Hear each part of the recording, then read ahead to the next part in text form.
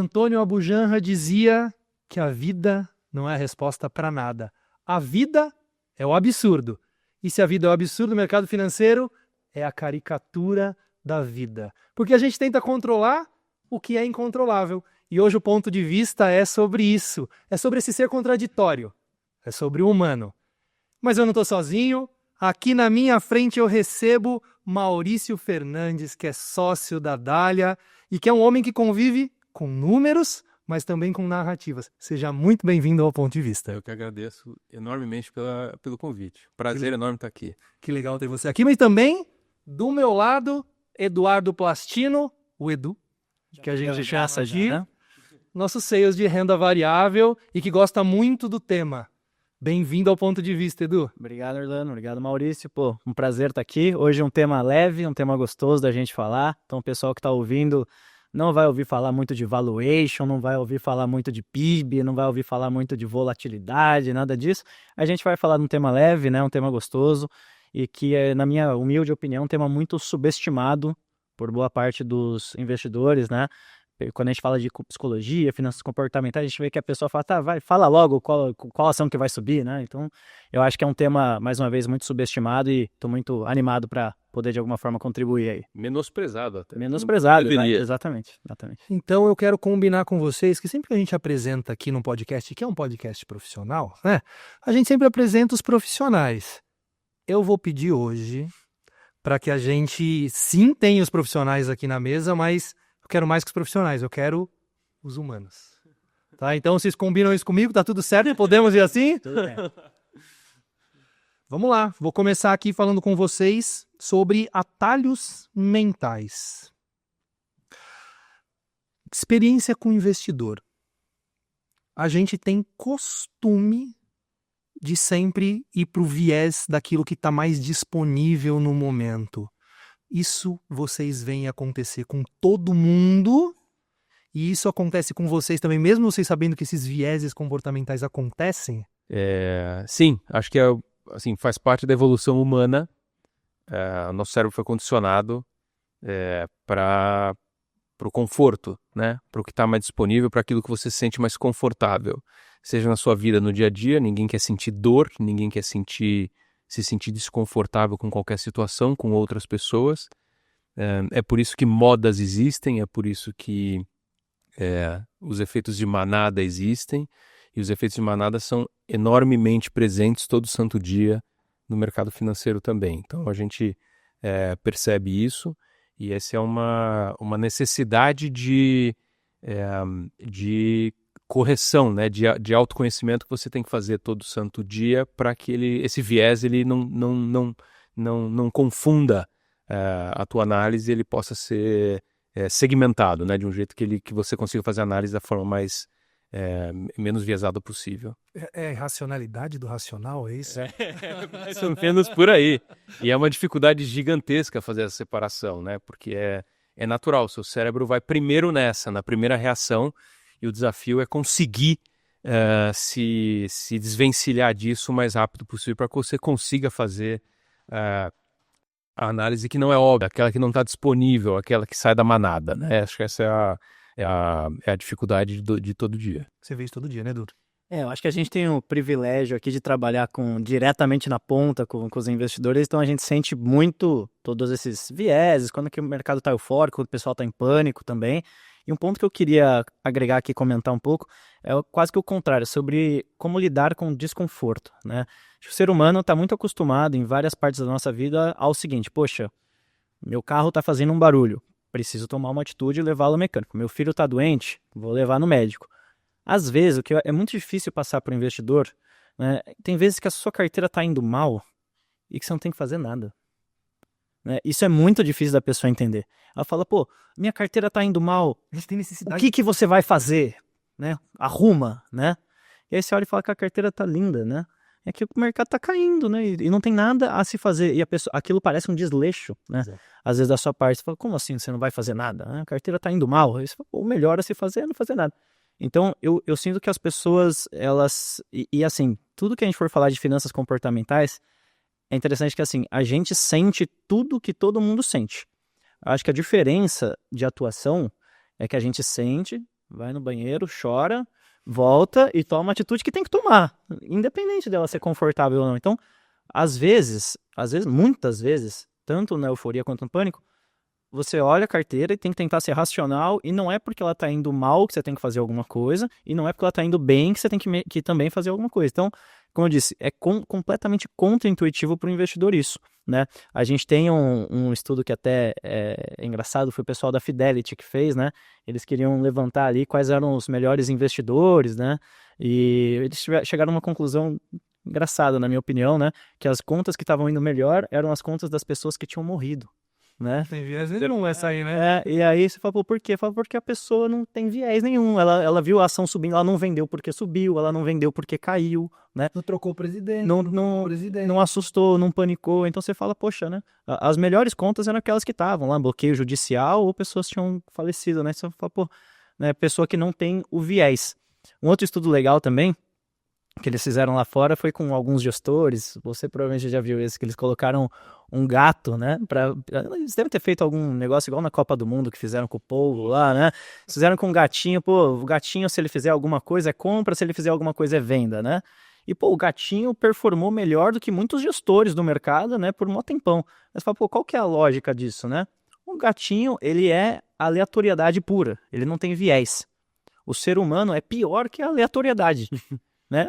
A conclusão do estudo é esse, que o ser humano, até alguns profissionais, né, ele tem um viés ali e ele acaba sendo pior do que a aleatoriedade. Né? Intervém no aleatório. Ele intervém negativamente, né, no aleatório. Então, algo que eu falo muito para cliente, para investidor no geral, quando eu vejo que a pessoa está panicando assim, né, falo, poxa, você sabe que a maioria das pessoas perde dinheiro com a bolsa? Sei. Então, por que você está fazendo a mesma coisa que a maioria faz? Né? Não vai dar certo, né? Então, são algumas coisas que, como eu disse, as pessoas, às vezes, elas sentem a necessidade de fazer alguma coisa, né? Senão parece que você está sendo desleixado com o investimento. Então, é complicado de absorver esses conceitos aí, não é fácil. Mas, na verdade, a maior honestidade que a gente pode ter com o investidor é o exercício de autoconhecimento e chegar à conclusão de que, muitas vezes, a melhor decisão é não fazer nada. Mas só que fazer isso, uma coisa difícil, é fácil falar e difícil é fazer no dia a dia. Né?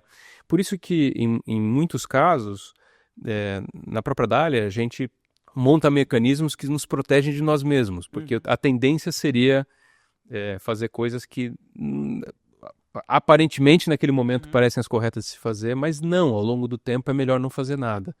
Então acho que tem que ter, assim, a forma de se fazer isso, como eu disse que é mais fácil falar do que fazer. Eu acho que o fazer é montar do ponto de vista de investimento, mas isso acho que vale para a vida, montar um equilíbrio. Qual é a carteira que te dá equilíbrio, que você se sente bem, que você que não dê desespero, que não te dê tanto desconforto? Se não é ter ação nenhuma, não é para ter ação nenhuma. E assim por diante. Mas o FOMO existe. Exato. E aí tá todo mundo ganhando. Na verdade, não tava ninguém ganhando dinheiro com bolsa, então ninguém queria bolsa. Exato. A bolsa andou quanto esse ano? Já 15%? 15%, A gente tá falando de 15%. Agora parece que tá todo mundo querendo bolsa. Todo mundo. Esse efeito a gente já viu 800 vezes, ele é sempre do mesmo jeito. Parte disso, na nossa visão, esses 15% não são nada, né? É um começo de um ciclo. Então, com certeza ainda dá tempo nessa janela, mas eu tenho certeza que em algum momento, conforme a bolsa subir mais e mais, a gente vai passar por esse ponto em que as pessoas vão querer comprar só lá na frente. Então, tem o comportamento manada, o comportamento irracional, ele vai estar presente em todo santo momento. Então, a necessidade de montar uma carteira com equilíbrio e que você consiga conviver sem FOMO, para quem não conhece, FOMO é Fear of Missing Out. Então, é perder o rally de ativos em geral. Quando seus amigos estão numa festa e você não foi, você queria estar lá, né? Mas exatamente. Você queria estar lá, medo de ficar de fora, né? O melhor exemplo de FOMO é quando rola o bolão da Mega Sena da empresa, né? A pessoa, você vai querer, você fala, pô, querer eu não quero, mas se todo mundo vai ficar rico menos eu vou entrar também. Esse é o FOMO clássico. Esse é o FOMO, o maior exemplo de FOMO. Mas tendo o equilíbrio que você consiga ter estômago com a sua carteira, acabou. Assim, acho que essa é a melhor forma, pelo menos é uma pré-condição, para fugir um pouco desse desconforto. Agora, vocês falaram de informação, Vocês falaram de irracionalidade. Sim. Isso não é contraintuitivo? Porque o que eu penso é, quanto mais eu sei, menos irracional eu sou. Sim. E nós estamos na era de informação. Assim, talvez o último ponto aqui é que qualquer coisa que a gente coloca no ChatGPT, ele resolve pra gente. Né? Então, assim, tem informação, a informação tá lá. Por que mesmo com tanta informação ainda existe, na visão de vocês, obviamente, não tem certo ou errado, ainda tem tanta irracionalidade? Eu acho que é muito disso, que é a pessoa, assim, a gente está condicionado a tomar a primeira reação que a gente toma, ou é de defesa, normalmente é de defesa, é de fugir do desconforto. Então, apesar de ter tanta informação... Sistema 1 do Kahneman. Exato, é isso. Assim, eu tenho certeza, 100% das pessoas, elas podem dizer que não, mas 100% das pessoas reagem com o sistema 1. Esta é a primeira reação. E eu acho que o desafio de todo mundo, se você quiser realmente ser racional, se desvencilhar do sistema 1, ele é benéfico. Mas se você desvencilha rápido do sistema 1 e vai para o sistema 2. No sistema 2 você consegue fazer uma análise ponderada. E o sistema 2 pode ser uma corrida, uma volta no quarteirão. Pode ser uma ida no banheiro para chorar. Pode ser não faz nada hoje, vai fazer amanhã. Eu vou para casa, vou correr, vou pensar em outra coisa. Esse controle, cada um tem o seu. Este controle é a forma que cada um deveria buscar para ter uma reação que é, principalmente em investimento, não irracional, uma reação racional. A primeira reação, obviamente, que normalmente é irracional, mas se desvencilhando para partir para a análise que já é racional. É brigar no trânsito. Exato. A primeira reação é brigar com o motoqueiro. Uma coisa que eu costumo falar sobre isso, né, sobre finanças comportamentais, finanças comportamentais, elas existem, não é uma opinião, não é uma crença, ela é como se fosse a gravidade, né? Ela existe independente de você acreditar nela ou não. Agora, a questão que separa uns dos outros, na minha opinião, é o seguinte: a única forma de você não cair nessas armadilhas que a sua mente vai jogar em você, não é questão de opinião, mais uma vez, ela vai jogar em você. Quando cai, dá vontade de vender, quando sobe, dá vontade de comprar, todo mundo sente a mesma coisa. A única forma de você não cair nisso é você estudar e você acreditar que ela existe, né? Então, mais uma vez, eu volto no tema do que as pessoas acham, quer dizer, quando você fala de finanças comportamentais, a pessoa fala, poxa, quase como se fosse um horóscopo, assim. A pessoa fala, pô, mas eu não acredito nisso, né? Fala quanto vai ser o PIB aí, fala aí quanto vai ser o PIB, né? Você fala, cara, se você vai ser o primeiro a cair. Se você não absorver a ideia do eu estou sujeito, todos estamos sujeitos, porque é a maneira como o cérebro humano foi montado, né? O cérebro humano, posso errar um pouco nos números, claro, mas se não me engano, ele tem uma pequena evolução a cada 10 mil anos, alguma coisa assim, que o cérebro humano tem alguma diferença, né? Não preciso nem dizer quanto tempo faz que a gente tem mercado de bolsa, né? Não faz 5, né? Então não tem muito tempo, o cérebro humano não mudou ainda, né? Com relação a mercados em geral. Então, a gente vai se comportar daquela maneira que é o comportamento de manada e etc., que foi o que fez a gente sobreviver. O pessoal sempre dá o exemplo, pô, você tá na rua, andando na rua, aqui embaixo, do nada você vê todo mundo correndo pro lado oposto, as pessoas desesperadas correndo. Você vai virar de costas e vai correr, não vai andar, não, vou descobrir o que é. Você vai virar de costas e vai correr, né? A nossa cabeça, ela lida com uma pandemia, com um tarifaço do Trump, com tudo isso. Para nossa cabeça, ela lida da mesma forma como todo mundo saindo correndo na praça, e você vai sair também, porque você não sabe se é um tiroteio, sei lá o que for, é um perigo. Então, enquanto você não entender isso e não absorver isso, por isso que eu fico, né? Por isso que eu gosto desse tema. Mais uma vez, eu falei isso no off ali, né? É o tema mais importante e é o mais menosprezado. Então é disparado onde as pessoas mais têm que parar e estudar, né? As pessoas me pedem, pô, graças a Deus, falam, pô, Edu, me passa um livro de valuation para eu estudar, me passa um livro de economia. Eu falo, cara, vai ler psicologia primeiro, né? Depois, porque analista tem vários analistas bons, economistas tem vários economistas bons. Tem informação que o Orlando tem, estava falando. tem informação pra caramba. Você tem que se conhecer muito mais do que se o juro vai cair no final do ano ou no ano que vem, pelo amor de Deus. Né? Para ganhar dinheiro, você não precisa prever o futuro. Né? Tem várias mentes brilhantes que falam isso, né? Então, eu dou o exemplo também, acho que eu falei isso no off também. Pessoal, pô, quem vai surfar? né? Você não precisa prever como que vai ser a próxima onda. Você entra no mar sem saber, né? Quem empina pipa, né? Qualquer coisa, qualquer atividade desse tipo, você não tem certeza absoluta de todas as variáveis. Você sabe mais ou menos ali e você vai lidando com aquilo. Então, a pessoa acha que para ganhar dinheiro no mercado, ela tem que prever as coisas, e não tem nada a ver com isso. Você tem que entender os seus comportamentos, é claro. Né, existem formas técnicas, não estou falando que o resto não Padrões, porque a gente está falando da evolução aí, Exato. Mas assim, a pessoa entender que o mais importante para ela ganhar dinheiro não é nem o que ela vai comprar, mas como ela vai se portar. E eu não sei se eu estou me estendendo muito, mas eu queria falar um exemplo que eu gosto muito, vocês já devem ter visto provavelmente, do fundo do Peter Lynch, né, Magellan, né, o fundo do Peter Lynch, que é um dos melhores fundos da história, né? Enfim, né? Foi um dos fundos que ganhou, sei lá, 25%, 30% ao ano, por 20, 30 anos, sei lá. Você olha o gráfico do fundo, é uma linha reta para cima, né? E, cara, você acredita, você já deve ter visto, eu já deve ter falado para você sobre isso, a média das pessoas que investiram no fundo perderam dinheiro. As pessoas conseguiram perder dinheiro no melhor fundo da história. Isso, para mim, prova perfeitamente, né, o comportamento. Então, não adianta nem você comprar NVIDIA e acertar. Você vai perder dinheiro. Porque você vai conseguir sair no pequeno momento que ela caiu, você vai se desesperar. Geralmente quando a gente compra na hora, cai um pouquinho. É que você compra... o pessoal até brinca que o CEO começou a assinar, né, o sutiã das meninas ali, foi o topo da ação. Aí você fala, pô, né, o negócio chegou num nível que não... Né? Então, assim, se você não souber se controlar, não adianta nem você investir no fundo bom, né? Não adianta nem investir na Dália, né? Você vai conseguir perder dinheiro. Porque a hora que o fundo ficar um pouco abaixo do benchmark, ficou um pouco abaixo do Ibovespa, ficou abaixo do CDI, não presta mais, eu vou sair, vou para o outro que está acima aqui. Então, tem que ter o pensamento de longo prazo e saber se controlar. Isso é, assim, aula 1 de finanças comportamentais. Então, o que atrapalha mais aqui nos investidores, e aí a gente está falando com dois tipos de investidores diferentes, né? Do falar aqui direto com pessoa física, e vocês estão falando na Dália muito mais com os gestores, etc., fundos de pensão também. Tem a pessoa física, mas vocês não veem eles, né? Eles só vão por conta e ordem.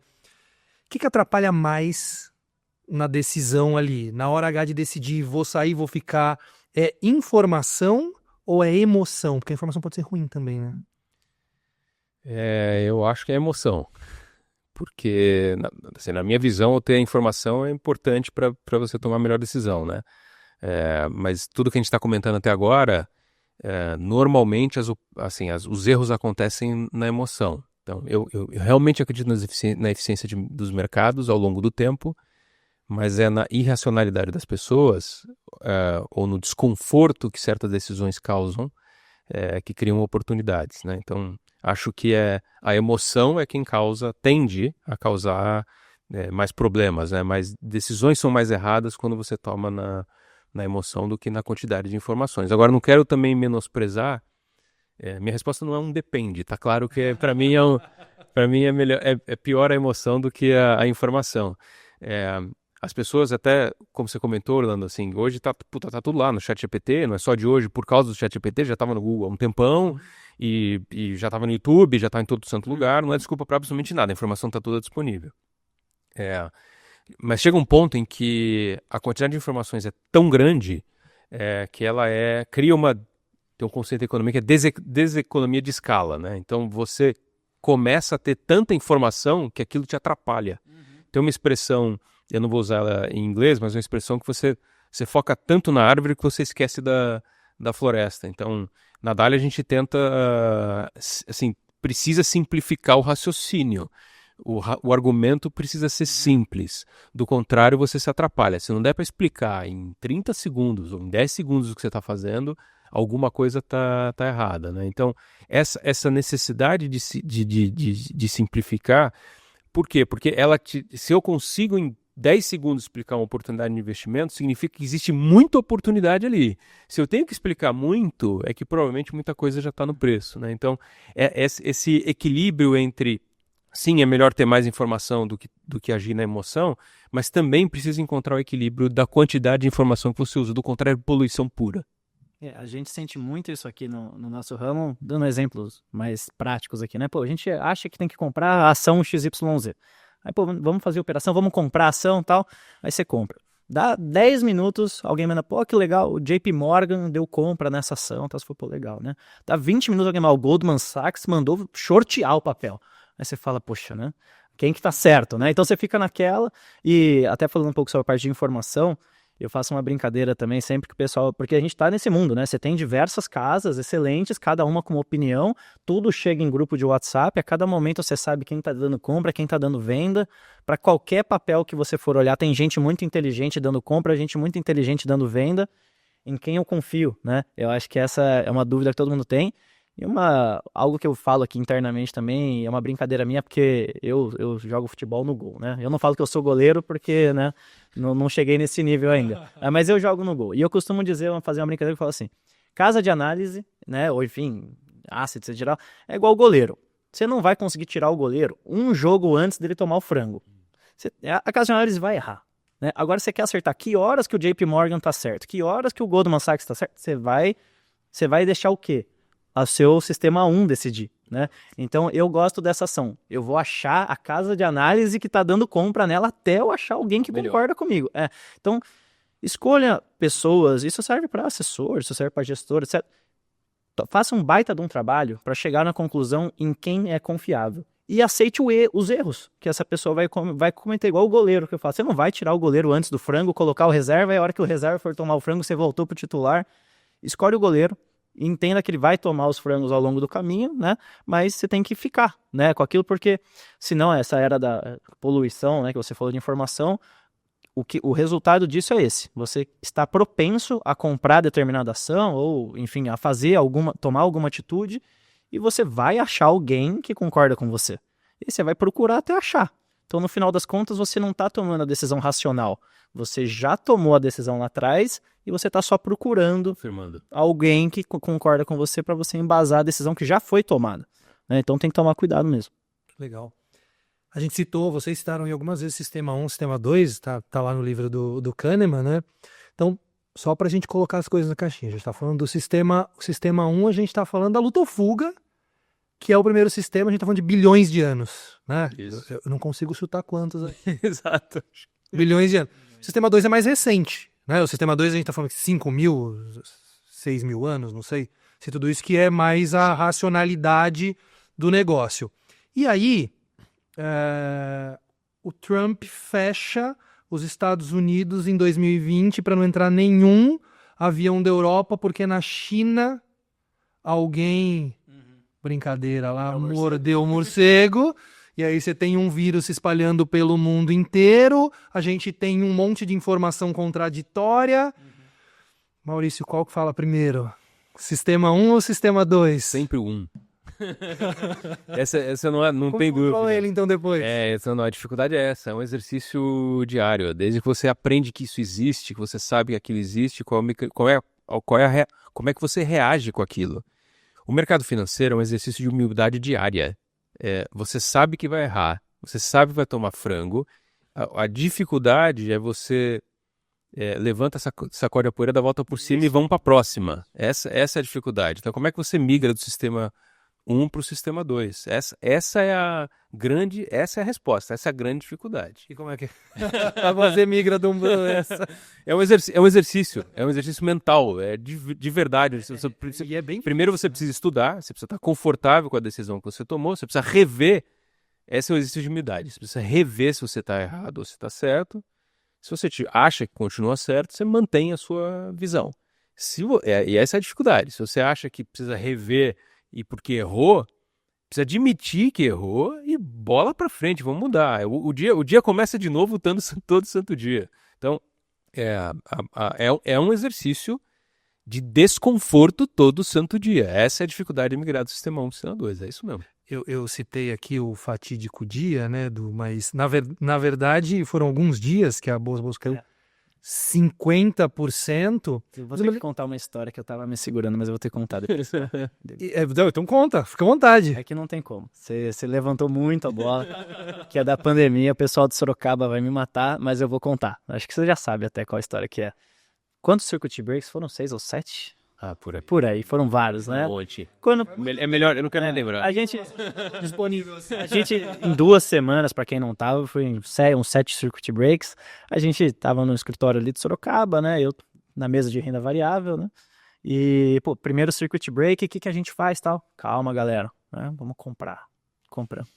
Segundo circuit break, o que a gente faz? Pega, tem um caixa, tal, compra. Terceiro circuit break, pô, vê ali, pega as moedas do bolso. A hora que chegou lá, nem vou dizer o último, acho que o quinto circuit break, a gente olhou um pro outro, os clientes, né, morrendo de medo. E falou, sabe o que a gente vai fazer? A gente vai lá no supermercado, a gente vai comprar um monte de comida, bebida, vamos colocar aqui na mesa, vamos chamar os clientes para vir aqui no escritório e vamos sentar aqui, comer e beber e falar, cara, é a hora de esperar. Acabou o dinheiro, não tem o que fazer. Eu lembro que eu falava assim pros clientes, comprar não dá mais. Vender, não vamos. Então espera, não tem mais o que fazer. Achei que vocês estavam indo montar um bunker. Eu ia montar, eu falar, montei um bunker. A gente colocou lá uns petiscos, tal, cerveja, tudo. Trouxemos os clientes pro escritório e falou, cara, ou pelo que a história diz pra gente, comprou, caiu, o que você vai fazer? Não vai ficar alavancando, não vai fazer nada disso, né? Agora tá na hora de esperar e ter estômago, cara, e não tem mais o que fazer, né? E eu lembro quando a bolsa bateu 60 mil pontos, ela tava 120, foi pra 60, né? Eu lembro que um cliente me ligou também, e agora vai continuar caindo? Eu falei, o que eu posso dizer é que o pior já foi, já caiu metade, né? Pra 0 não vai, é a única coisa que eu consigo te falar, porque... O problema é que pra subir 50% de novo, vai ter que subir, tinha que subir 100, né? Tinha que subir 100, mas e isso é uma coisa de finanças comportamentais, a pessoa, né, ligava, perdendo muito dinheiro, tal, o que eu faço? Cara, vem aqui pro escritório, que a gente comprou cerveja, compramos aperitivos, a gente vai sentar aqui, vai comer e vai esperar, porque agora não tem mais o que fazer, agora é você não fazer besteira, já comprou quando caiu, não tem mais, né? E até um outro exemplo que veio na minha cabeça aqui, do assessor da Alta Vista, ali do Brooklyn, né? Eu fui visitar a filial do Brooklyn no momento que estava bem no auge da crise agora da tarifaço do Trump, né? E daí veio também uma frase que a gente falou em outro podcast sobre atravessar a crise, né? E aí esse assessor, ele perguntou para mim, falou, eu tô com um sobrinho, se eu não me engano, ele vai lembrar aqui da história, que tá investindo lá nos Estados Unidos, tal, e ele tinha caído 15% o S&P, alguma coisa, falou, ele tá pensando em vender, tal, né, porque tá caindo, tal. Eu falei para ele, tá, vamos lá, então deixa eu ver se eu entendi a situação. Você investe nos Estados Unidos, você concorda que os Estados Unidos a longo prazo é um bom investimento, beleza, tá caindo 15. A sua ideia é vender agora, porque você acha que vai cair 20 e pouco. E recomprar quando cair 20 e pouco. Essa é a sua ideia, né? Vender depois de que caiu 15, porque vai cair 20 e poucos. De malandro. E aí eu falei, cara, olha o risco que você tá correndo do negócio voltar para cima. Eu falei, cara, quantos anos tem seu sobrinho? 20 e pouco. Eu falei, pelo amor de Deus, né? Eu falei, ao longo da vida dele, ele vai ter que aprender em algum momento a parar de tentar prever se vai cair 20 ou não, né? E vai ter que aprender a atravessar a crise. Então, poxa, tenha um tamanho de posição que você aguenta e entenda, né, que você vai passar por essas crises. Não tem problema você fazer uma proteção aqui, uma proteção ali, mas tem uma frase que quem falou foi o nosso head de renda fixa uma vez para mim, que eu não esqueço. Ele fala assim, se você quer panicar, panica rápido, né? Você não pode panicar depois que o negócio despencou, né? Então, você quer panicar, cara, é no primeiro dia, Os primeiros 10 lá. Então assim, depois que o negócio caiu 15, 20, eu vou vender, agora vai vender com qual objetivo? Né? De comprar depois que cair um pouquinho mais? A grande chance, né, que a história mostra pra gente é que você vai perder a volta. Por isso que essa situação de panicar, etc., a gente costuma brincar que as pessoas nos perguntam normalmente como é que eu faço para escolher um fundo de investimento? E a gente fala assim, você não escolhe um fundo, você escolhe o gestor. Porque parte do processo decisório é não panicar. Então, quando você escolhe um gestor, aquele gestor que você confia, que tem um histórico, que não mata ninguém de susto, que tem uma volatilidade condizente com aquela que você está disposto a correr, o risco que você está disposto a correr, essa sua vida, ela fica muito mais fácil no momento que você escolhe o gestor. Claro, pode trocar gestor, assim, sim, mas no momento que você estuda a forma como o gestor toma decisões e como ele atua no dia a dia e ao longo do tempo, isso facilita bastante a vida das pessoas, eu acho. Falou de gestor, né? Trabalhei num grande banco, que falaram que o fundo entrava em quarentena. Botava tudo em CDI, zerava tudo, botava tudo em CDI, que o dono mandou. 40. Mas a gente citou a crise da Covid-19. Acho que tem uma similaridade ali, embora seja a crise da Covid-19 é uma crise sanitária, claramente sanitária, não tem nada a ver com o mercado financeiro, refletiu no mercado financeiro porque Exato. reflete nas bolsas. A crise de 2008 foi uma crise de mercado financeiro, Exato. mas ela refletiu nas bolsas.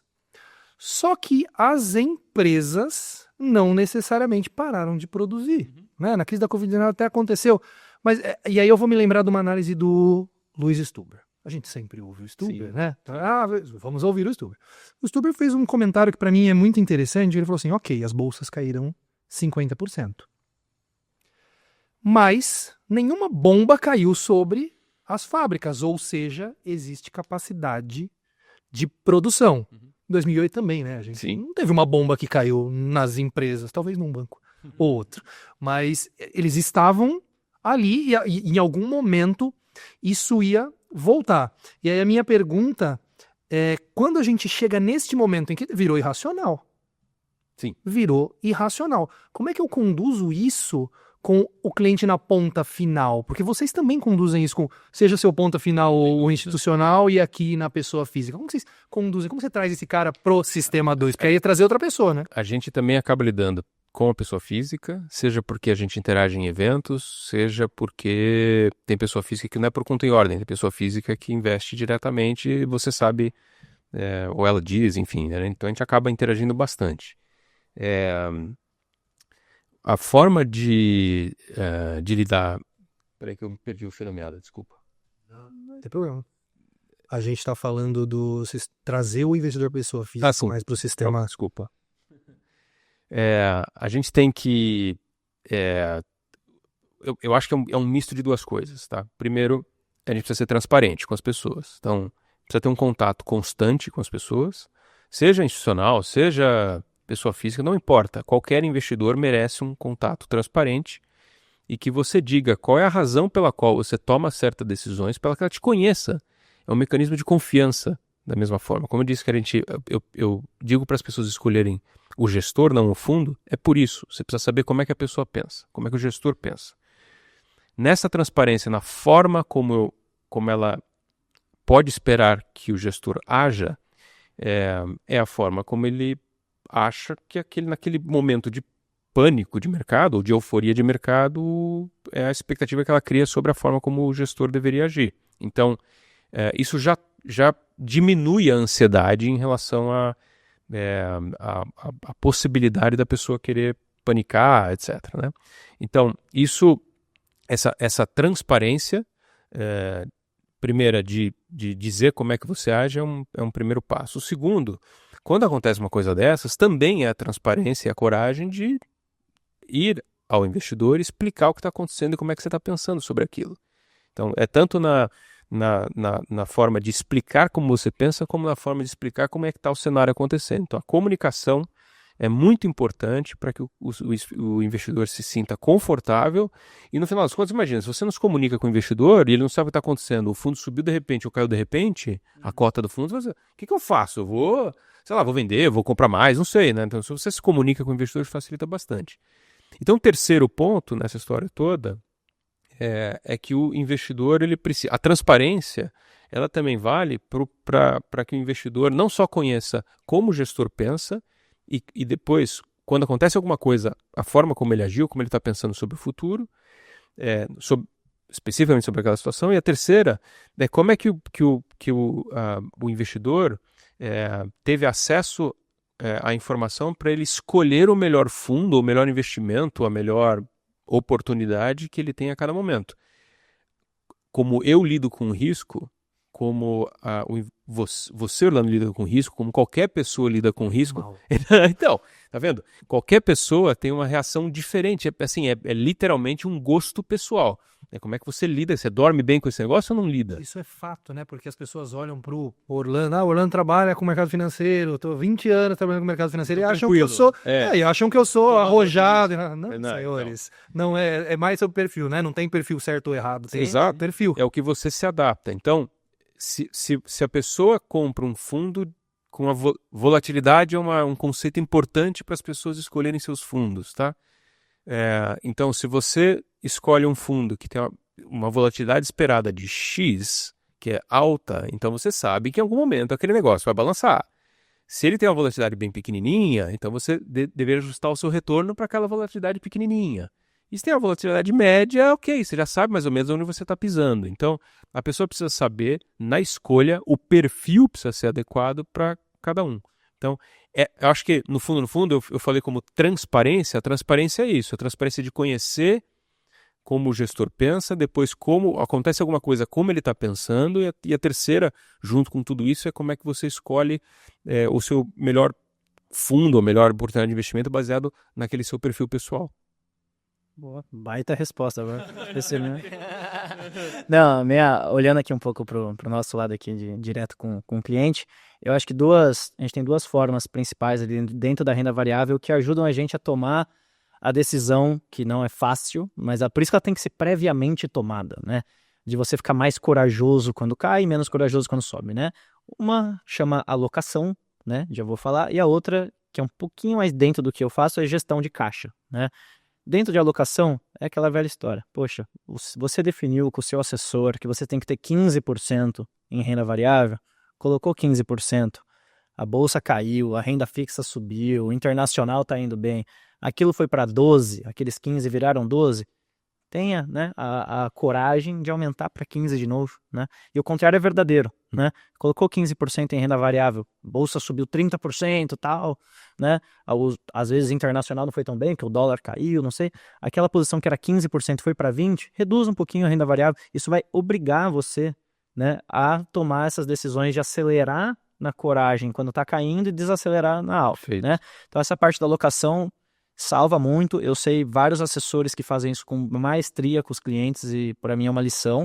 E dentro da minha parte aqui de renda variável mesmo, que é o meu 100%, né? Como que eu costumo lidar com isso? E eu falo muito isso para cliente de início, tá? Eu costumo trabalhar com caixa, eu sempre falo isso, caixa flutuante entre 5% e 15% do que a gente tem em renda variável. Eu não gosto de ter menos de 5% de caixa, porque senão, né, vem uma surpresa que toda hora acontece, e você não tem munição, eu chamo de munição, né? Você não tem munição para comprar. E se você tem muito mais de 15% em caixa, me desculpa, mas você está meio fora do mercado também, né?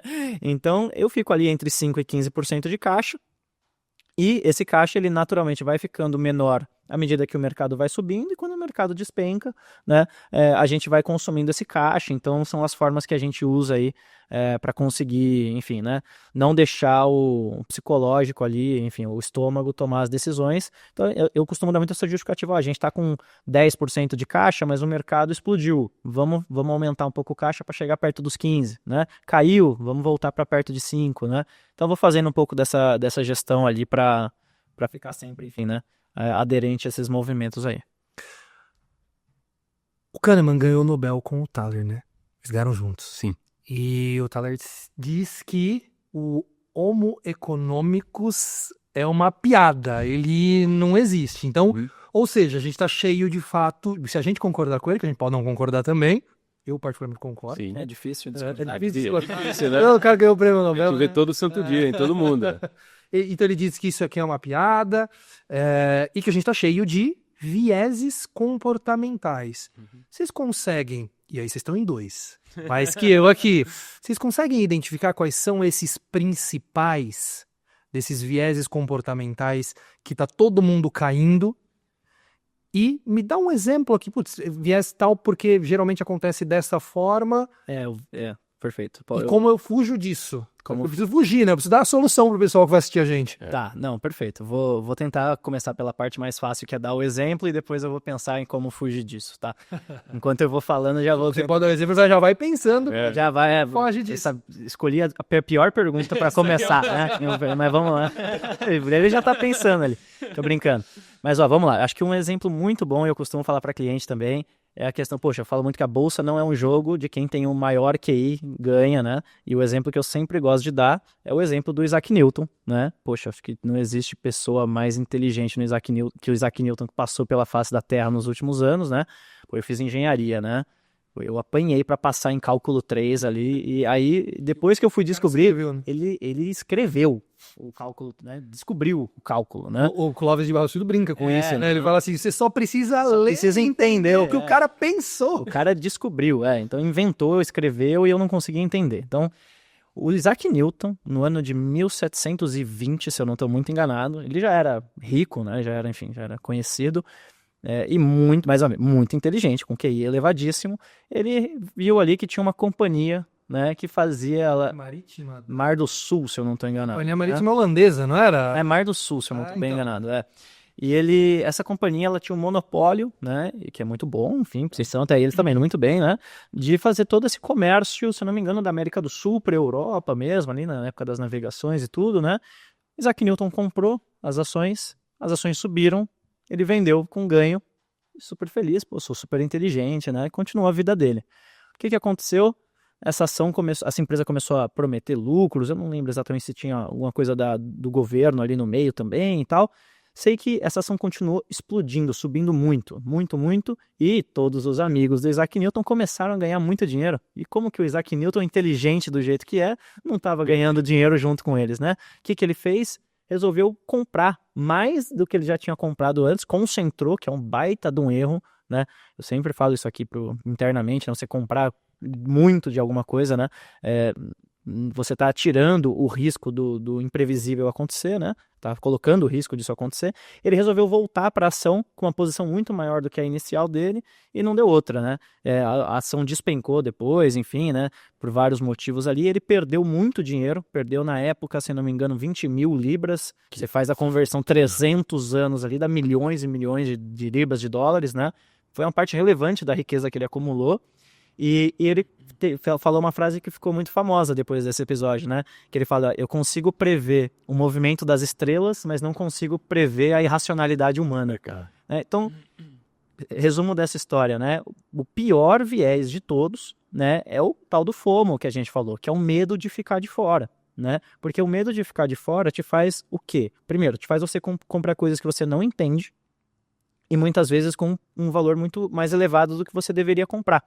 Porque o FOMO, ele tem como pré-requisito, né?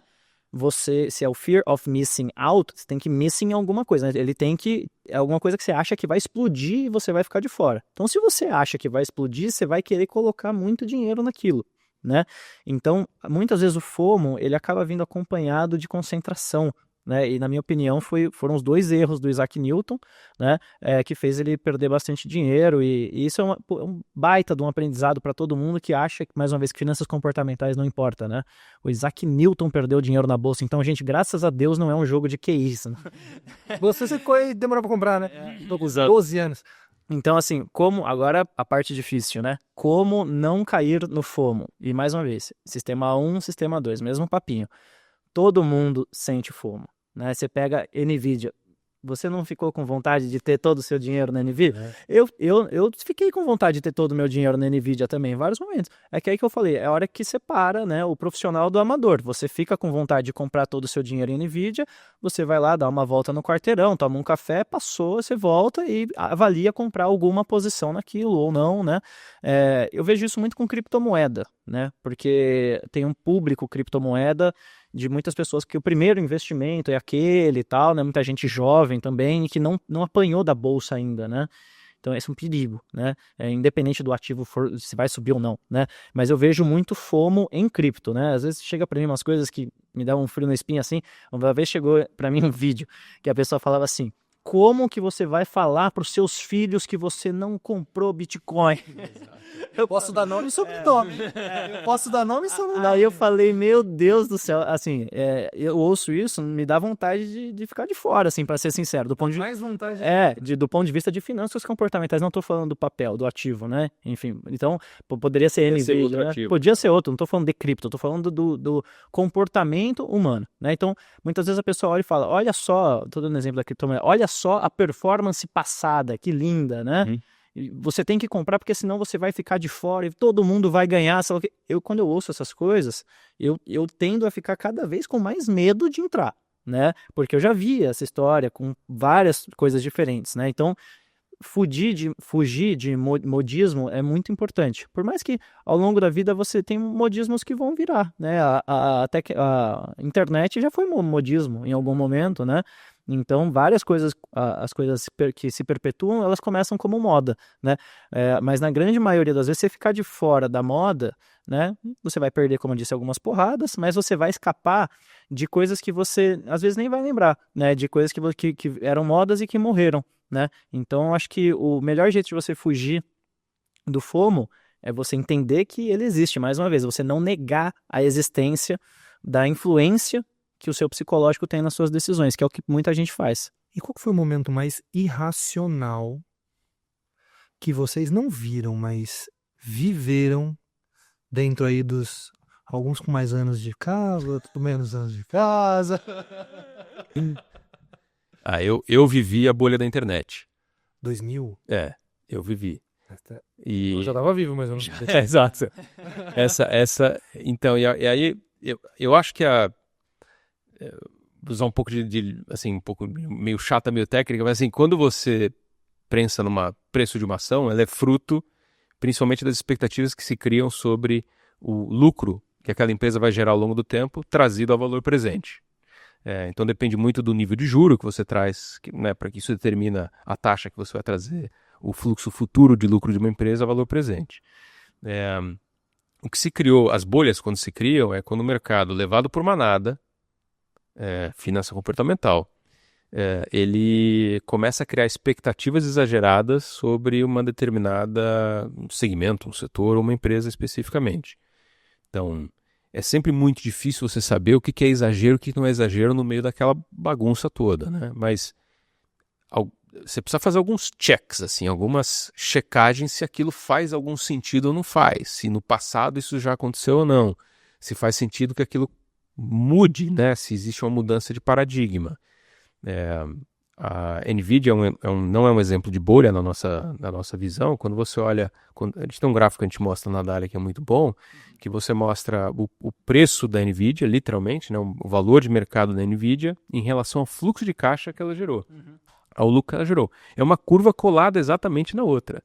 Assim, o mercado reagiu no preço da NVIDIA porque, de fato, o lucro aconteceu. Então, tem sim uma expectativa gerada sobre o que ela vai conseguir continuar gerando de lucro, etc., nos próximos anos. Já tem a capacidade muito contratada. Exato. Também, né? Então, diminui muito o risco daquela expectativa que você está formando. Então, mas naquele momento, claramente, você via umas histórias que mesmo naquele momento, naquele exagero todo que se criou, que você começa a se perguntar, pô, peraí, será que eu estou sendo conservador demais e mudaram os paradigmas e eu deveria assumir certas coisas?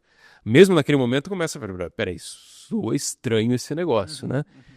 Então, acho que buscar algumas coisas que fazem, mas para mim um momento de mais irracionalidade, respondendo a pergunta, Orlando, foi esse, É que era muito louco aquilo, que não dava pra saber nada, né? Então, porque era muito novo, né? É novidade. Isso. Era muito novo. Mas aí você criava, por exemplo, acertaram dos... Isso, naquela época tinha um exemplo brasileiro disso, que na época era a Globocabo, e assim, era uma empresa de TV por assinatura, okay? Que virou a NET, né? No final das contas é a NET, que virou a Claro.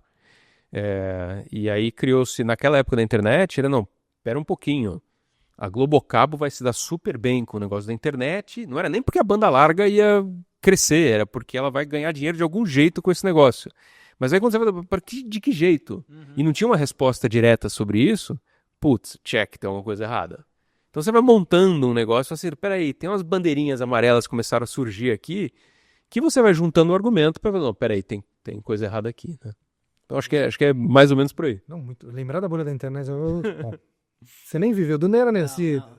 Citando assim, eu era, mas não vivi no mercado. Eu acho que o meu não tem como fugir da pandemia. Eu acho que para mim foi uma aula, assim, de finanças comportamentais. Tenho várias ligações com clientes que me marcaram bastante, algumas mais tristes, assim, de você falar, poxa, vamos comprar ações, tá numa mãe de queda, a pessoa falou, cara, meu parente tá na UTI, né? Não tô nem aí pra isso aí que você tá falando e tal.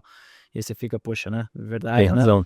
Então, o problema da crise sanitária, né? Foi um pouco esse. A pessoa não... Você fala, pô, vamos comprar ações aqui. A pessoa tá preocupada com a saúde da família dela, assim, outra coisa, assim, não... Foi bem complicado mesmo, e aí isso é até difícil de você julgar a pessoa, né? Teve um problema também das pessoas que não fazem a devida reserva de emergência, sempre dou esse exemplo, que às vezes você pega um momento de queda do mercado que coincide com o momento que você pode ser demitido, né? Então na pandemia aconteceu muito isso, muita gente perdeu o emprego ao mesmo tempo que os investimentos caíram e a pessoa teve que vender ações no pior momento porque não tinha alocado direito. E eu lembro de uma ligação falando do mercado de ações assim que foi bem marcante para mim, foi relacionada às ações do Iguatemi, né? Que a Iguatemi, obviamente, shopping, né? Tinha caído 50%, 60% a ação rápido, assim, que os shoppings iam ficar fechados e tal. E depois que a ação tinha caído, eu lembro que era mais de 50%, eu lembro que teve um cliente que me ligou e falou, eu quero vender, e era grande a posição, né? Queria vender todas as minhas ações do Iguatemi, porque eu vi na televisão que o Iguatemi vai ficar fechado sei lá quantos meses. Eu falei, olha só, imagina se isso, né, se mais gente já tivesse visto isso, né, e se a ação já tivesse caído 50%, né? Então acho que assim, às vezes, olhando aqui para finanças comportamentais, cuidado com assim, poxa, eu vi, os americanos eles falam, eu esqueci em inglês como que eles falam, mas eles falam, se você já viu na televisão, já é tarde demais, eles falam alguma coisa assim lá. Então, às vezes as pessoas, elas veem, pô, estourou a guerra, estourou sei lá o que, aconteceu o evento, né? Cuidado, né? Muitas vezes, assim, você panicar, por isso que eu falei, quer panicar? Panica rápido, no quesito preço, não no quesito notícia, né?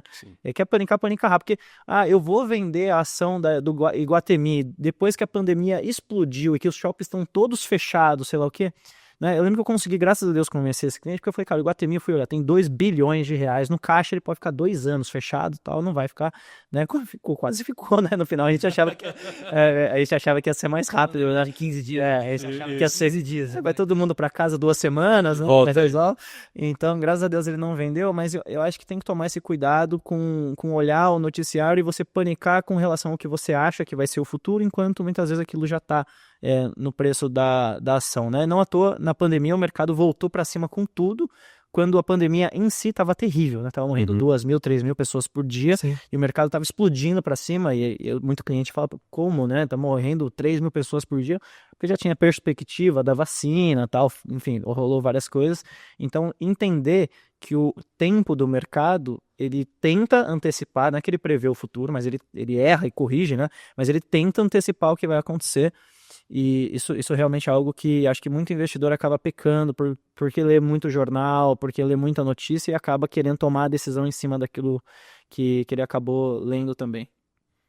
Você falou de pânico, a gente brinca lá na Dália que a hora, se realmente você sabe que a hora do mercado realmente vai, é quando os bancos centrais panicam.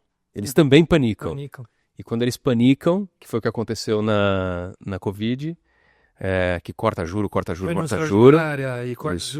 Esse é o sinal de pânico de compra de mercado. Normalmente isso tem acontecido. Sim, eu acabei sorrindo porque eu lembrei de uma história engraçada também desse ano, no final do ano passado, esse ano, que eu estava falando sobre os ciclos do mercado e tal, e a XP ela faz uma pesquisa com assessores, né, que mostra, ela pergunta quem que tá... Na verdade, a pesquisa é para o assessor falar dos clientes dele, né, quem que tá otimista e quem que não tá. Teve uma dessas pesquisas que ela faz todo mês, isso aí foi slide meu que eu apresentei para vários clientes e tal, e aqui dentro internamente também. Teve uma dessas pesquisas, não lembro se novembro ou dezembro, que o número de pessoas otimistas, né, o percentual foi 0. Quem é otimista? Zero. Vai ler o que era, né? Aí eu lembro que eu mostrava isso para as pessoas, eu falei, pô, não tem como eu estar mais otimista do que isso. Por mais contra-intuitivo, 0% dos clientes querem aumentar a bolsa.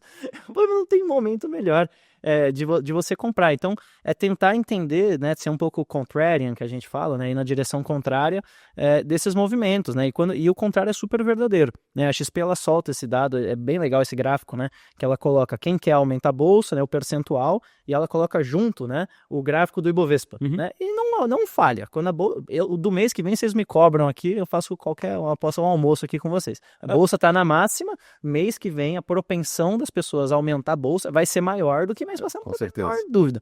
Então, isso não muda, né? Economia muda, valuation muda, um monte de coisa muda. Mas o que não muda é a tal das finanças comportamentais. Não vai mudar, porque o cérebro humano demora 10.000 anos para mudar. Então, isso é a coisa que a gente mais tem que levar em consideração. E eu sei que vocês olham muito para os múltiplos e vocês olham para diversos fatores ali que são calculáveis. Tem coisa que não é calculável, né? Sim. Obviamente, vocês olham muito para isso dos dois lados aqui, mas vocês também olham muito para a narrativa do negócio. Eu, pelo menos, nunca entrei numa reuniãozinha aqui, naquela conversa que a gente faz na rodinha e que a gente estivesse falando do múltiplo e não da narrativa. Geralmente falando da narrativa. A minha pergunta para vocês é: como que a gente evita que essa narrativa vire uma autoilusão? E mais, como é que eu me seguro de querer acreditar naquilo que eu quero acreditar? Você é pego nesse problema o tempo inteiro, que é, você começa, conforme você fala sobre aquilo, você pensa sobre aquilo, mas você acredita naquilo, que aquilo é verdade. Uma mentira contada. Exato. Ou então você já formou a sua opinião e aí vem uma pessoa com uma opinião parecida e aquilo te dá um viés de confirmação. Que também é um argumento de autoridade que a gente fala. 10 informações contrárias, né? Você ouviu alguém que tem igual, a gente só fica naquilo. Exato. Então, isso é clássico de comportamento mesmo, né? Então, enfim, acho que essa é uma... assim, acontece bastante. Aí eu acho que a solução contra esse tipo de risco não é simples, né? Eu acho que você precisa se cercar de pessoas que te questionem de verdade, né? Não fique um negócio que seja um viés de confirmação. A gente quer sempre quem está confirmando, né? Então, você precisa se sentir confortável com o desconforto de que as pessoas estão fazendo aquilo pelo bem da tomada de decisão, né? Então, na Dália a gente faz essa discussão colegiada todo santo dia, que é para evitar esse tipo de... senão vira um pensamento de seita, né? Você só se confirma naquilo, e aí é um problemão do ponto de vista de tomar decisão. Então, essa contestação do dia a dia, que só vem com as pessoas que você se cerca e te questionem, ela é a forma de evitar que isso aconteça. Eu acho que você matou muito aí a questão de você se contestar o tempo todo, né? Uma coisa que eu costumo dizer também, poxa, é muito difícil de fazer, eu vou aproveitar o espaço aqui para falar, quase um desabafo aqui. Muita gente fala assim, pô, o que você acha da ação da Vale, por exemplo? Aí você fala, minha opinião, nossa opinião, enfim, a opinião do analista é essa. A pessoa fala, pô, a Vale tá R$60, mas eu paguei 80. Aí você fala, pô, legal. A minha opinião é a mesma que eu te falei, antes de você me falar que a sua posição era 80. Então, às vezes você fala com um investidor, comprou a Vale a 80, ela está a 60. O outro que comprou a 50, por coerência, eu não tenho como falar para um que a minha opinião é diferente do que eu estou falando para o outro. Então, a maneira com que eu consegui, né, tentar explicar isso, eu falo para os investidores assim, você tem que pensar igual um GPS, né? Você chega lá, você saiu aqui na Faria Lima, você quer chegar em algum lugar, você coloca no GPS. Como que eu chego ali na rua tal? Ele vai te falar, a partir daqui, o melhor caminho é esse. Você não vai, se você chegar pro GPS e falar, então, GPS, você tem que entender que eu errei o caminho já, né? E que lá atrás eu virei errado, né? E aí eu peguei uma rua que tava um trânsito horrível, né? E aí tinha um buraco na rua. O GPS vai falar para você, então, a partir de agora, você vai fazer a mesma coisa, mesmo não mudou. A minha opinião sobre o que você deve fazer a partir de agora não vai mudar. Então, isso é o que eu mais acho que as pessoas têm que fazer. Esquece, em muitas horas você tem que fazer isso, tá? Esquece o preço que pagou, esquece tudo isso, né? Você tem que olhar, você tem lá R$1 milhão, por exemplo, em ações. E você tem a sua carteira de ações. Isso é um exercício que a gente tem que fazer todo dia e é duro pra caramba fazer isso, né? Mas é só assim que você vai dar grandes porradas na bolsa, né? Você tem que falar, eu tenho R$1 milhão hoje, você tem que imaginar, no âmbito da teoria, que não existem custos de transação, não existe imposto de renda, não existe nada, mas você tem que imaginar que todo dia você vendeu todas as suas ações e no dia seguinte você chegou com R$1 milhão e você vai fazer uma carteira do zero. Não importa se você pagou 80 ou 50 reais na Vale. O que importa é que ela está 60. E a partir daqui, qual é a perspectiva que você tem para ação?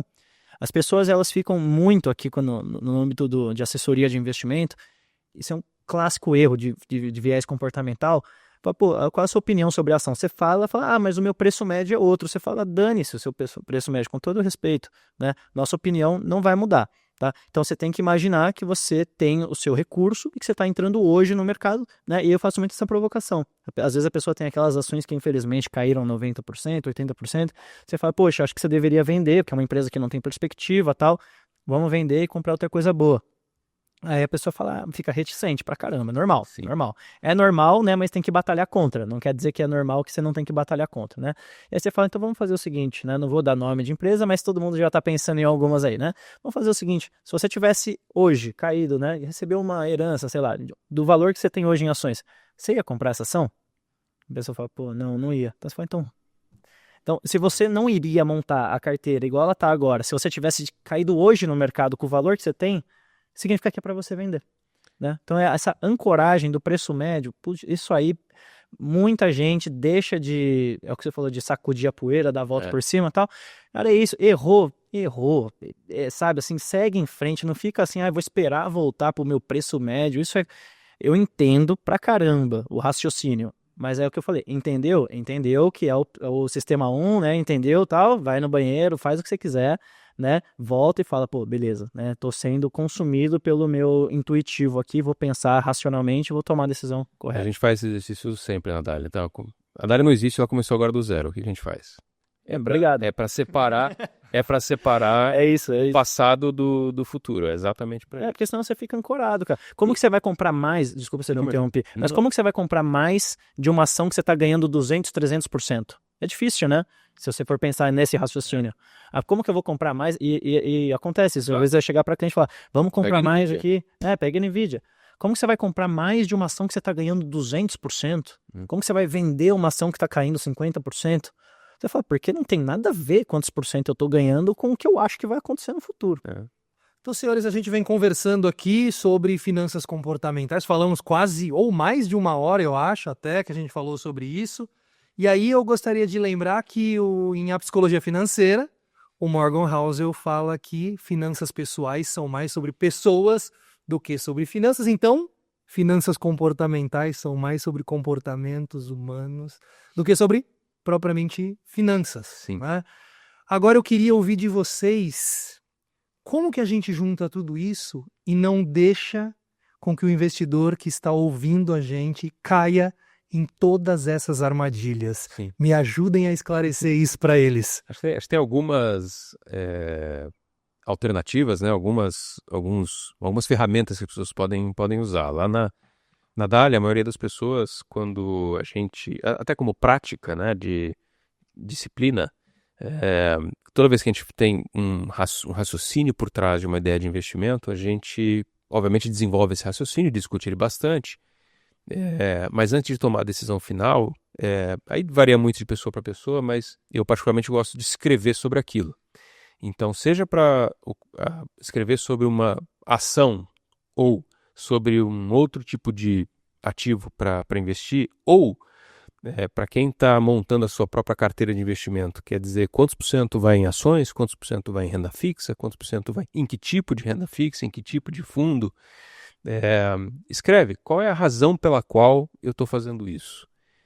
Isso vai ajudar a tomar a decisão nesse momento, para você se testar, para ver se aquilo realmente tem começo, meio e fim, faz sentido. E 2, no dia seguinte, ou daqui a um mês, ou daqui a um ano, quando você for olhar para aquilo de novo, aquilo vai te embasar para você testar se naquele momento, naquele exercício de, faz de conta eu vou começar tudo de novo, qual foi a razão pela qual eu tomei essa decisão. Tem imóveis que meu tio falou. Exato, essa aí não. Forte essa essa aí é tese, forte. não é forte essa tese. Então, acho que particularmente, essa ajuda bastante. Não, boa. Eu acho que eu brinco aqui com o pessoal que eu falo, poxa, vocês podem até acreditar que que eu não sei ganhar dinheiro, mas eu sei muitas maneiras de perder dinheiro. Você já viu de tudo aqui, né? E o que eu queria deixar aqui de mensagem final, né, sobre uma sugestão para as pessoas não fazerem, né, que é um viés que eu chamo apelido ele de olho no retrovisor, né? Isso serve para você alocar em fundo, isso serve para você comprar ações, isso serve para você olhar para o dólar, né? Isso serve para muitas coisas na vida. A gente tende a projetar para o futuro próximo o que aconteceu no passado recente. Sim. Isso é natural para tudo. Sabe aquela ideia do, esse jogador aqui é bom, você elogia o jogador, ele joga mal no dia seguinte, né? Então, aí você fala, não pode elogiar que o cara tá mal. Isso nada, que o cara vai mal. Isso nada mais é do que a regressão à média, né? As pessoas tendem a falar, o jogador fez gol vários jogos seguidos, ele vai fazer vários gols o ano inteiro. Não, né? E no mercado financeiro é algo parecido, tá? Então, não olhe no retrovisor, né? Então, assim, isso, como eu disse, tanto para alocação em fundo quanto para alocação em bolsa, não olha assim, qual foi o fundo que mais rendeu nos últimos 12 meses, vou colocar o meu dinheiro lá, e aí ano que vem, olha, esse fundo tá mal, eu vou tirar, né? A decisão de alocação, seja qual for, ela não tem que ser embasada na performance recente. Mais uma vez, tem que pensar como se você estivesse chegando hoje, né? É claro que, poxa, gestores e gestoras que têm retrospecto vencedor são muito importantes, né? Mas estou falando especialmente nos últimos 12 meses, né? Então, isso faz a gente querer participar daquilo, né? Então, não necessariamente, para não dizer que muitas vezes não é isso que acontece, o que foi o melhor dos últimos 12 meses vai ser o melhor dos próximos 12 meses, né? Então, essa é uma sugestão que eu dou muito para as pessoas, né? De tentar não basear suas ideias de investimento na performance recente daquilo. Então, eu vou comprar dólar por quê? Você viu a alta do dólar? Então, eu vou comprar porque você viu como tá C. E aí, quando o dólar foi para 6,20, né? Eu vi um monte de gente falando, agora 6 é piso, né? Mas por quê que o 6 é piso? Só porque foi... Então, assim... Vou comprar CDI porque tá 14,75. É, parou de subir. Então, assim, poxa, você vai comprar alguma coisa porque subiu? Né? Assim, então parece, a gente fala aqui, né, brincando assim, parece que é algo, é lógico que você não vai comprar alguma coisa só porque subiu, mas é o que a gente faz, porque a gente tende, isso é natural do ser humano, né, a perpetuar aquilo que aconteceu no passado recente, e isso tem a ver até com o clima, tá chovendo 3, 4 dias seguidos, você vai apostar que o dia seguinte vai chover também, o sexto dia vai chover, né, só que no mercado financeiro não é muito assim que funciona, você tem que analisar de fato e não olhar no retrovisor. Uma outra forma é a diversificação, né? Então, se você monta uma carteira que ela é diversificada, mesmo dentro dos seus próprios segmentos, né? Seus próprios ativos, ações, fundos de investimento, etc. E cada segmento tem o seu tamanho adequado para aquele, de novo, é pessoal, para aquele que você se sente mais confortável, isso vai evitar que você panique, porque a sua carteira ela não vai explodir da noite para o dia, ela vai ter um equilíbrio, não só o equilíbrio entre os ativos, dentro dos ativos, e geográfico. Existe uma coisa que a gente falou pouco aqui, mas no Brasil as pessoas estão muito, muito, muito acostumadas a investir em ativos brasileiros. E agora que está se começando as pessoas, e muito poucas, a investir em outros ativos, em outras geografias.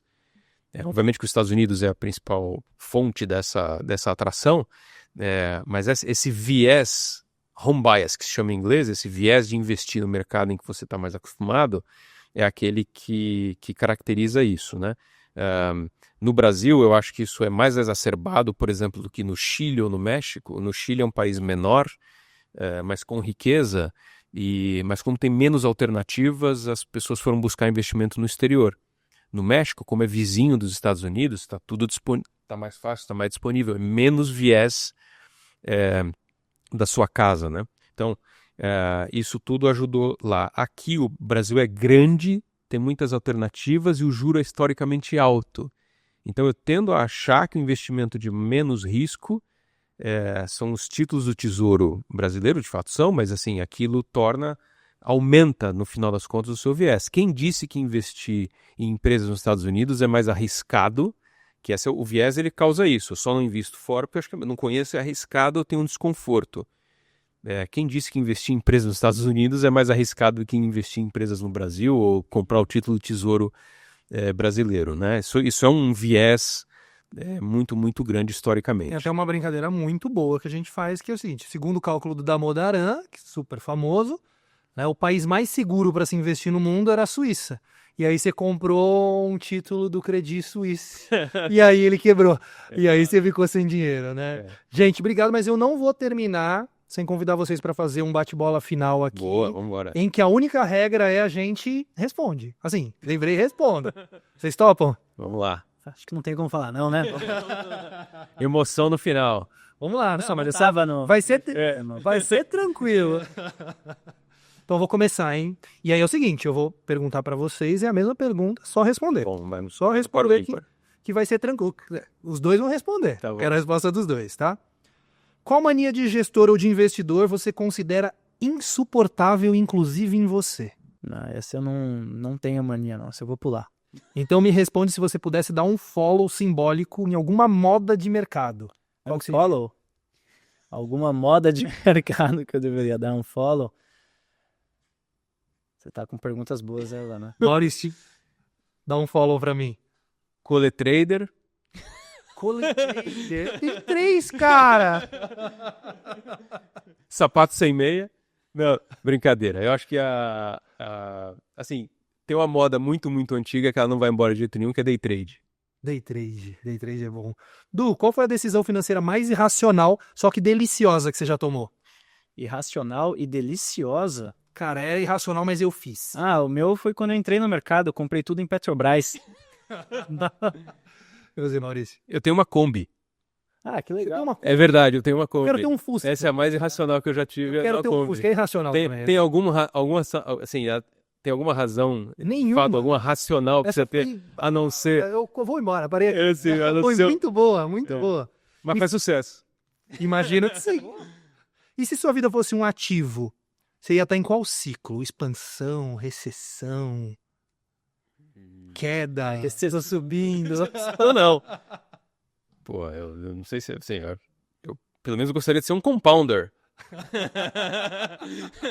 E você, Edu? Não deixa crescer. Eu tô crescendo ainda, tô na fase de crescimento. Crescimento. Que legal. Vou fazer a última pode respirar e pensar. Porque a última é para quebrar de fato esse clima pra gente encerrar. E eu vou perguntar para vocês, porque eu acredito num mundo que seja muito mais gentil. Então eu quero saber, Maurício e Edu, qual foi a maior gentileza que já fizeram por você na vida?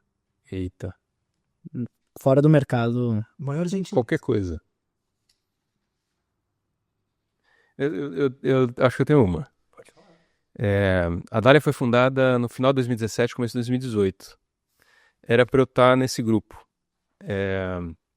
Mas eu não vim logo de cara. Eu vim 1 ano e alguma coisa depois. E uma das maiores gentilezas foi eles terem me convidado para vir ou terem me aceitado vir, mesmo sendo depois.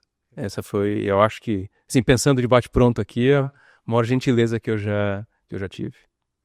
A minha que veio na minha cabeça, e eu acho que faz sentido eu fazer essa menção aqui, eu acho que foi o Marcelo Serrano, um dos sócios aqui da Alta Vista, que foi quem me trouxe, fez comigo, né? Porque, para quem não sabe, eu nunca mudei de emprego na minha vida, foi meu único emprego.